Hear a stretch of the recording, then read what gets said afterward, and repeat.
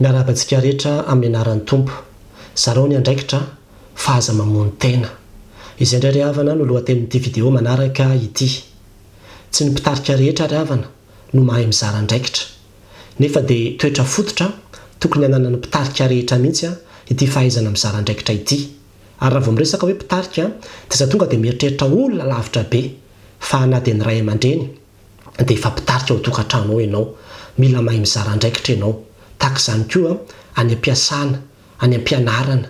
any am-piangonana, any amin'ireny sampana samihafa ireny fikambanana isan-karazany ireny izay misy antsika dia tena ilaina io fahaizana mizara andraikitra io. Fa indraindray mantsy dia mivangongo amina olona ray na roa ny andraikitra rehetra dia ny ambiny lasa ohatrany hoe mijerijery fotsiny. Dia tena tsy mety, tsy misy fahombiazana mihitsy ao anatin'izany. Ary ny mampalelo amin'izy ity indraindray na dia mpitarika izay efa eritreretinao hoe tena kalaza lahy, tena mahery amin'ny fitariana aza dia mbola tratrany io fahalemena tsy mahay mizara andraikitra io. Ohatra zao akaiky indrindra Mosesy. Ao amin'ny Exodosy 7:20 dia misy tantara miresaka ny amin'izany. Fa tena tsy nahay mizara andraikitra Mosesy satria nahoana? Ambarany eo fa rehefa nivoaka avy tao amin'ny tany Egipta ny zanak'Israely dia nandeha tany anefitra. Dia tonga ny rafozan-dahany antsoina hoe Ijetro namangy azy tany. Dia rehefa namangy azy ny rafozan-dahany dia gaga nahita ilay fiainan'i Mosesy sy ilay asa izay ataony. Satria dia mivoaka izy ny maraina dia mipetraka eo izy dia milahatra be dia be mihitsy ny olona zany mitondra ny adiny ho tsaraina eo amin'ny Mosesy sy manontany ny hevitr'Andriamanitra. Dia nanontany ny rafoza amin'io hoe fa inona koa ty ataonao ozy izy? Maninona ianao mipetraka ozy izy? Dia ny olona mitsangana foana paraparivan'ny andro. Dia nanazava moa Mosesy ny amin'io hoe ka ilay olona ozy izy mitondra ny adiny sy ny ohatran'izany dia mitsara ny zareo ozy izy. Dia izay no ataoko dia izay no mahatonga ny zareo milahatra be eo sy ohatran'izao. Dia izay koa no mahatonga anao hoe vao maraina dia efa mivoaka dia paraparivan'ny andro. Dia izay zany ny ataony isan'andro isan'andro. Dia ozy ny taon'ny rafozany eo amin'ny 7:20 manao hoe tsy hitsara izao zavatra izay ataonao izao ozy izy. Samy horeraka mihitsy na ianao na izao olona miaraka aminao izao fa mavesatra aminao loatra izao zavatra izao ka tsy ho zakanao rery ny ianao izao. Izany hoe tena mamono tena ianao fa tena tsy vitanao. Zao fena avao no fiainanao isan'andro isan'andro dia ohatran'izao foana. Na reo olona reo koa raha ho vizanao ozy izy. Tsy mety tsy ho lasa lavitra mihitsy nareo raha izao no ataonareo fa tsy hizakanao rery izao zavatra izao. Dia nanolo-tsaina azy, nanolo-kevitra azy ny rafozany ny amin'ny hoe mifidianana ozy izy olona izay matahotra an'Andriamanitra, olona izay hoe tsy tia kolikoly, olona izay hoe marina. Dia reo olona reo izy fidiony amin'ny hoe mpife arivo, dia avy eo mpife zato, dia avy eo mpife 10 dia 10 dia ireo no ka hitsara ilay adin'ny olona fa izay tena tsy vitan'ireo ihany no entiny eo anatrehanao. Dia ianao amin'izay fotoan'izay ozy izy mba afaka mifantoka amin'ny fampianarana. Satria ireo olona reo manko olona be dia be ny Israely zany 600,000 personnes. Dia i Mosesy rery no mitsara ny adin'izany olona be dia be izany. Dia izay no nahatonga ny rafozany temana hoe zaharao ny andraikitra fa ho faty amin'io ianao. Tsy ho vitanao io ozy izy. Dia narahan'i Mosesy moa ilay izy ry havana. Ary dia tena izany mihitsy no ampianarina antsika. Ny Baibolina dia tena boky mampianatra antsika leadership ary tena mila mandray lesona ny amin'izany tsika. Zaharao ny andraikitra fa aza fikirina manao samy rery. Fa tena famonotena mihitsy ny fanaovana an'izany. Indraindray manko tsika dia hoe ilay olona dia tsisy manampy mihitsy fa dia mijerijery fotsiny sy ny ohatran'izany dia lasa ohatrany hoe mametsiny ianao avy eo reraka ianao dia mitaraina. Nefa ianao mihitsy ny tsy mahay mizara andraikitra.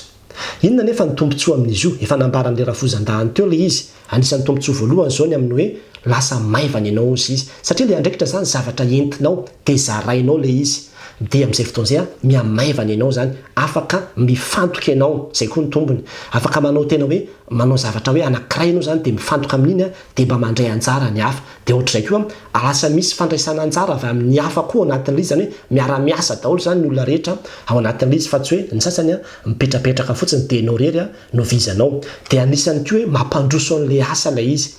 Satria be dia be zany ilay vokatra dia mandroso ny asa fa tsy hoe eo dia Mosesy. Rehefa marary zany Mosesy dia tsisy tsony zany io zavatra io dia ohatr'izay koa ilay izy. Ary izay mihitsy ny hoe lasa azo antoka ny faharetana sy fitohizan'ny asa raha zaraina ilay izy. Indraindray manko misy an'ireny olona ireny ilay izy daholo no manao ny zavatra rehetra. Ataoko fotsiny ohatra zao hoe mikarakara opération anankiray sakafo. Dia izy manao ny bie raha misy ny fiantsenana dia lasa tsy maintsy mandeha izy any aminy ny vola izy no mikirakirany ny entana rehetra rehefa tonga dia apetraka any an-tranony dia aveo rehefa raikitra ny fandrahoana sakafo dia any an-tranony ataony fandrahoana sakafo vilany ampiasainao dia mivilany zareo daholo ny ampiasainao rehefa mandeha ny anina dia fizarana ny sakafo io dia eo izy ny fandaminana ny entana rehetra aveo dia izy ihany dia vizana izy ny farany satria any amin'ny daholo rehefa tsy eo amin'izay izy dia tonga dia tsy mandeha le asa ary zay le fahadisoana lehibe satria tsy isy fitohizana zany le asa rehefa tsy ny zaraina fa raha ohatra ka hainao no ny zara le andraikitra na dia tsy eo azy ianao ny olona efa mahay an'le andraikitra daholo dia azo antoka ny fitohizan'ilay izy ary zay ny mahazava-dehibe an'le izy ny fakapanapahazo tsika mantsy ny mpitarika rehetra dia tratran'io le hoe ka le olona ne tokony mba matsapateny fa tsy maintsy ho baikona very pastera voanao an'izany zavatra zany tsy marina zany dravana tsy aza miandry olona tsapatena zany fa toena tonga dia amin'ny mampitarika anao amin'ny mampandrindra anao dia omeo an'ny olona ny andraikitra zay tokony omena azy fa tsy hoe izy ny atsapatena dia manampy eo izy mety atsapatena tokoa izy dia anampy fa zavatra kely tsy misy dikany no ataony dia tsy ho tonga amin'le tanjona foana ihany ianao fa tena repitarika ianao dia mila mandray andraikitra mihitsy ianao ny amin'ny hoe zany ny asanao mizara le andraikitry ny olona ny amin'ny hoe zao ireto olona reto nareo mba manao an'izao nareo reto indray nareo mba manao an'izao nareo reto indray mba manao an'izao dia izay mihitsy ny andraikitra mizara izay andraikitra izay raha tianao ny hita fombiazana amin'ny asa izay ataonao dia ny fakapana faharoa koa dia le hoe ka le olona nery pastera tsy azo antoka mihitsy raha vao izy ny ataonao metsena dia zavatra tsisy mandeha amin'izay loany no vidiany zareo na koa ny amin'ny hoe raha izy ny mandeha metsena dia very le vola na ohatra an'izao sy ohatrao fa efa hitako mihitsy n'ilay izy dia naleoko mihitsy ny zany tsy maintsy manao sakrifisy mandeha metsena maka congé kely mihitsy mandeha tsy mety zany rehefa mitarika ianao dia mila mametraka fitokisana ihany koa amin'ny olona izay miara-miasa aminao fa tsy hoe ianao rery ny mahay fa ny olona vendrana daholo tsy mety zany fa tena mila mametraka fitokisana ianao dia mila manaiky koa ianao ny fetran'ireo olona reo ny amin'ny hoe raha ohatra ka omeko an'ilay olona zany ty andraikitra ty dikan'izay tsy vita hitsara ny vahoaka an'Israely tahaka ny Mosesy akory le olona izay nomena le andraikitra kanefa efa tsy maintsy manaiky aloha ny amin'ny hoe izay le hoe zaraina le izy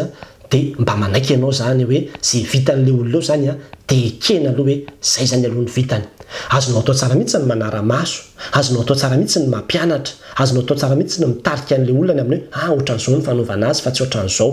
fa tsy mety kosa ny hoe tonga dia tsy omenao anazy ndraikitra dia ianao daholo ny manao an'ilay izy fa mety tsy hitovy amin'ny zavatra vitanao ny vitan'le olona kanefa tsy atao sakana zany fa omeo azy foana ny andraikitra za manokana ravana dia isorako an'Andriamanitra fa efa afaka tamin'izany toetra ratsy zany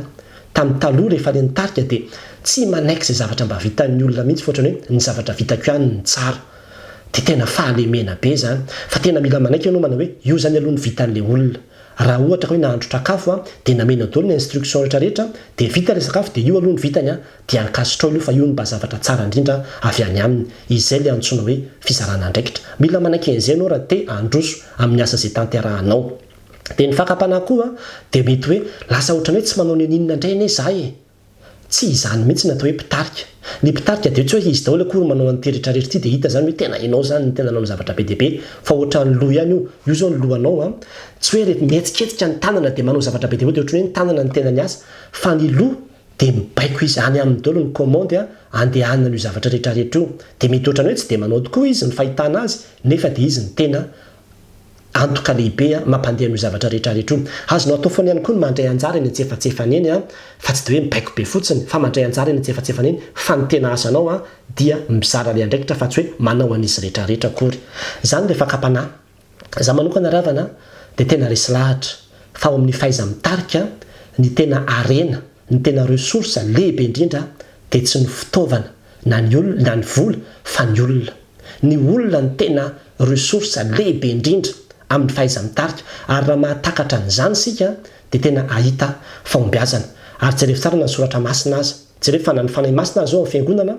dia tsy nomeny amin'ny pastera daholo akory ny fanomezam-pahasoavana rehetrarehetra fa nyzarainy daholo ny andraikitra hoe ity atao mahay mitendry ity atao mahay mamafa ity atao mahay mihira ity atao mahay manao an'izao dia ny zarazarainy ho samihafa le fanomezam-pahasoavana mba samy ara-iasa daholo le olona ahatanteraka ny asa anankiray ao anatin'ny fiangonana fa raha hoe ny pastera daholo ny anao an'ity rehetrarehetra ity dia tonga dia vizana malemy tanteraka mihitsy ny pastera dia tahaka izany mihitsy eo amin'ny fiainana rehetrarehetra na dia ao tokantrano ao azy zarao tsara mihitsy narekitra fa aza hoe miandry ny fahatsapatenany olona zany fa tena mihitsy hoe zao androany ianina indray manao an'izao dia ianina manao an'izao dia ianina manao an'izao dia ianina manao dia azonao araha-maso izy asinao suivi fa tsy hoe alefanao any fotsiny le andraikitra dia izay koa zany ny tokony atao fidio tsara mihitsy hoe iza ny tokony anao an'ity satria izay mihitsy le amin'ny mosesy hoe mifidiana olona izy zany hoe misy olona fidiana mihitsy zany hoe ity ny mety hahavita an'ity dia ity ny tokony anao an'ity mba misy zavatra tokony jerevana ohatran'izay koa zany rehefa mizara andraikitra fa tsy hoe omena an'le olona zay tsy hitanao fa tsy hahavita an'izy akory dia vao maika hikatso le zavatra dia ohatran'izay zany ny zavatra tokony atao za manokana ravana dia te hijoro vavolombelona kely amintsika ny amin'izany zavatra zany satria zavatra tena niainako zany natao anatin'ny fitondram-piangonana azy ohatra fotsiny zao tamin'ny fiangonana zay netiko any ambanivohitra be zany dia fantatro hoe tena be dia be zany ny asan'ny pastera ny aza ny toetsaiko dia hoe raha mbola zavatra vitan'ny olona dia omeko olona manao azy ary ny olona koa ny faly miara-miasa aminao dia nanao antso atao anatin'ny fiangonana amin'ny hoe mitady secrétaire pastera za zany dia le secrétaire io bénévole io dia hiasa isaka ny tapakandro be dia be manko ny tanora amin'ny fiangonanao izay tsy manana tao izy tsisy atao fa dia mipetrapetraka manao Facebook fotsiny sy ohatran'izany dia reny olona reny koa nefany azonao tena hoe sady hofanina no ampianarina dia ny asanao vita ianao koa mampianatra an'le olona dia iza hoe manao hoe mitady an'izay secrétaire zay dia mandritra ny enim-bolana ny contrat dia omeko certificat mihitsy izy rehefa vita le izy hoe nahavita nanao secrétaire zany dia ny asany dia tena izy daholo zay zavatra hoe azoko zay tokony ataoko zany hoe ka mbola vitany dia ataoko izy daholo manao azy satria be dia be mihitsy ny taratasy kely be dia be zay tokony alamina tokony arindra zavatra tokony atao saisie zavatra tokony atao photocopie be tokony tapatapahana dia indraindray raha tsy mahay mizara andraikitra le pastera ohatra dia izy daholo manao zany dia hatramin'ny firy alina izy mbola eo foana